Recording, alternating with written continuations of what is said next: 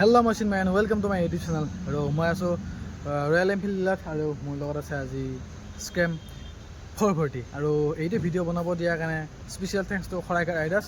अगर आप लोगों को रॉयल एनफील्ड का कोई भी प्रोडक्ट देखना है तो शोरूम का सारी डिटेल्स डिस्क्रिप्शन में दिया हुआ है। और सबसे पहले मैं আপোনালোকক এইখন গাড়ীৰ প্ৰাইচ কৈ আছোঁ। এইখন গাড়ী দুটা ভেৰিয়েণ্টত আহে, এটা আছে ট্ৰেইল আৰু এটা ফৰ্চ। আজি আমাৰ লগত আছে ফৰ্চ ভেৰিয়েণ্ট। ট্ৰেইলটো হৈছে আপোনালোকে স্পক হুইল পাব, ফৰ্চত এলয় হুইল পাব। আৰু ট্ৰেইলটোৰ এক্সৰুম প্ৰাইচ আছে 2.23 লাক্স এক্সৰুম আৰু ফৰ্চৰ আছে 2.32 লাক্স এক্সৰুম। ঠিক আছে, আৰু ফাৰ্ষ্ট ষ্টাৰ্ট কৰা আমি ফ্ৰণ্টৰ পৰা।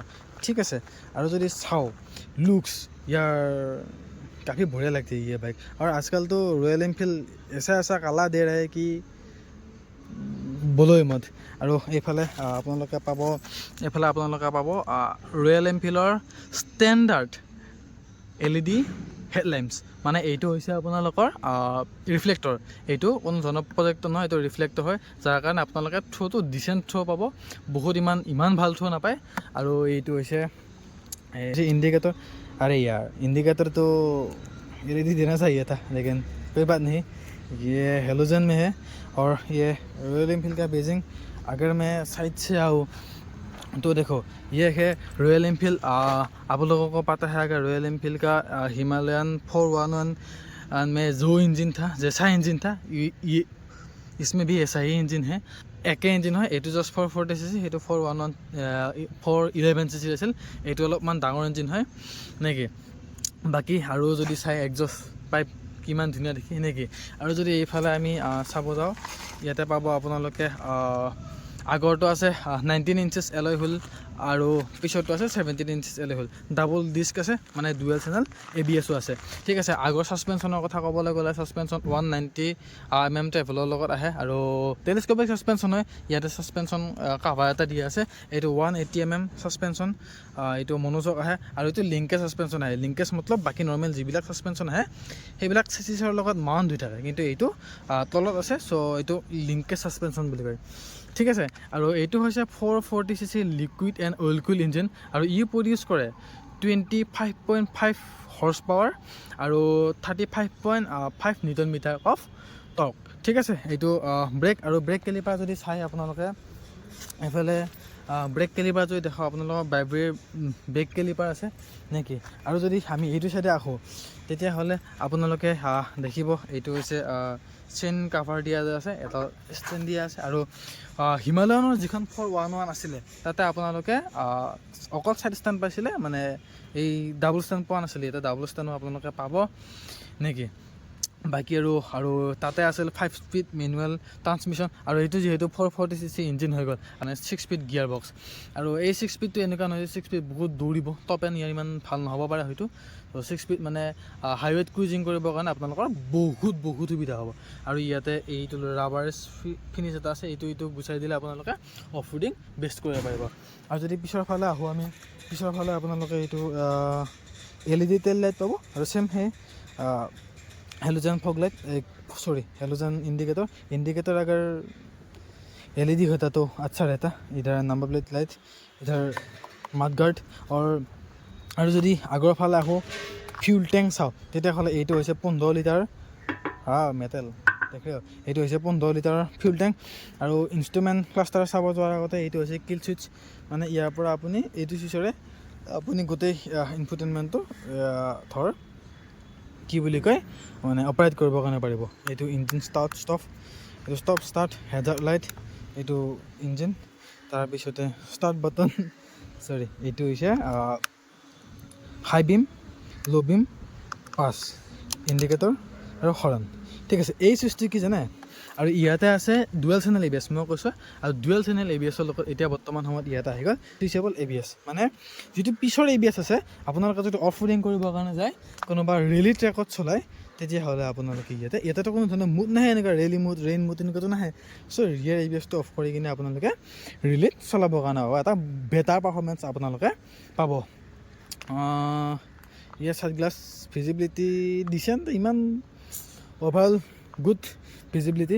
আৰু যদি আপোনালোকৰ মিটাৰটো দেখাওঁ, মানে ইনষ্ট্ৰুমেণ্ট ক্লাষ্টাৰ দেখাওঁ, তেতিয়াহ'লে আপোনালোকে চাওক ইয়াতে থাকিব স্পীডোমিটাৰ, স্পীড টেকোমিটাৰ, লগতে আপোনালোকৰ ইয়াতে ফিউল ইণ্ডিকেটৰ দেখাব। ইয়াতে আপোনালোকে গিয়াৰ, এইটো জিঅ' দেখা আছে দেখিছে, এইটো মানে এইটো নিউট্ৰেল আছে, এইটো নিউট্ৰেল আছে, এইটোৰ টাইম দেখাব। তাৰপিছতে ইয়াতে আপোনালোকৰ ইয়াতে কিলোমিটাৰ দেখাব, ট্ৰিপ এ, ট্ৰিপ বি, এই ট্ৰিপ এ ট্ৰিপ বি দেখাব, এই ওডোমিটাৰ এইবিলাক দেখাব।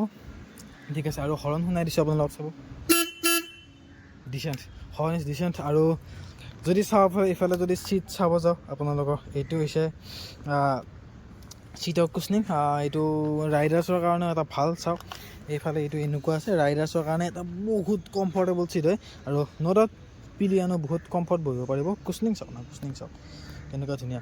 আৰু ইয়াতে আপোনালোকে এইডাল চেঞ্জ কৰি কিনে আপুনি যদি তাতে টপ ৰেক লগালে টপ বক্স লগাব পাৰিব, আৰু তাৰপিছত আপোনালোকে ৰাইডো কৰিব পাৰিব। আৰু ছাইড পেনিয়াৰ বান্ধিবৰ কাৰণে ইয়াতে মানে নট দিয়া আছে, এইকেইটা খুলি ইয়াতে ছাইড পেনিয়াৰ বান্ধক আৰু যাওক, আৰু ইয়াতে চাবি সোমাই কিনে আপোনালোকে চিটটো খুলিব পাৰে। ঠিক আছে, এইটো আছিল অভাৰঅল লুকছ ৰয়েল এনফিল্ড স্ক্ৰেম 440।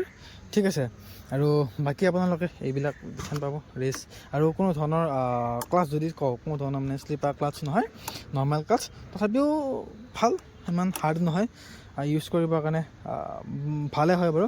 আৰু সেইটোৱে মিটাৰ যিটো মিটাৰ আপোনালোকৰ হাণ্টাৰ 350, মিটিঅৰ 350 এইবিলাকত আহে सेम मीटर। अगर ये मीटर भी गोरिल्ला और हिमालयन की तरह डिजिटल मीटर देता तो अच्छा रहता, लेकिन नहीं, यही दिया, हम लोग क्या बोल सकते हैं। এতিয়া কথা পাতো চি ৰাইডৰ পৰা।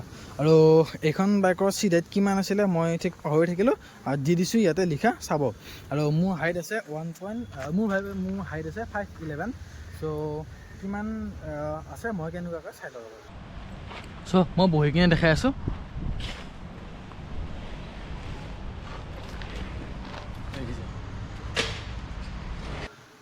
ঠিক আছে, আপোনালোকৰ যদি 5'10", 5'8", 5'6" থাকে ধুনীয়াকৈ মেনেজ কৰিব পাৰিব, ৱেইট মেনেজমেণ্ট ধুনীয়া, আৰু যিহেতু স্লিম টেংক, চ' আপোনালোকে গ্ৰিপ কৰিবৰ কাৰণে ভাল হ'ব। আৰু এটা কথা কওঁ মই, এই ৰয়েল এনফিল্ডৰ কেইখনমান বাইক যেনে হাণ্টাৰ, তাৰপিছতে মিটিঅৰ এইবিলাক বাইকৰ ৱায়াৰ মেনেজমেণ্ট বহুত ঘাটিয়া। চাওক না, ৱায়াৰ মেনেজমেণ্ট আপোনালোকে ইমান ভাল নাপায়, মানে এই পটকৈ লাটকি থাকে য'তে ত'তে নে কি। আৰু মই এটা কথা আপোনালোকক কৈ থওঁ, ৰয়েল এনফিল্ডৰ হিমালয়ানৰ যি চেচিছ চিঙা এই কাৰবাৰটো বহুত আগৰ পৰা আছিলে, চেচিছটো ছিঙি যায়। আৰু এখন নতুন গাড়ী, আৰু সেইটো প্লেটফৰ্মতে বনোৱা হৈছে, চ' ইমান কনফিডেণ্টলি ক'ব নোৱাৰি সেইটো প্ৰব্লেম। আৰু ইয়াতে থাকিব নাথাকিব, ৰয়েল এনফিল্ডে বহুত ইম্প্ৰুভ কৰিছে বাৰু নেকি। আৰু এতিয়া কথা পাতোঁ অভাৰটেককে বাৰে মে। আপোনালোকে এইখন বাইক ল'ব নে নল'ব?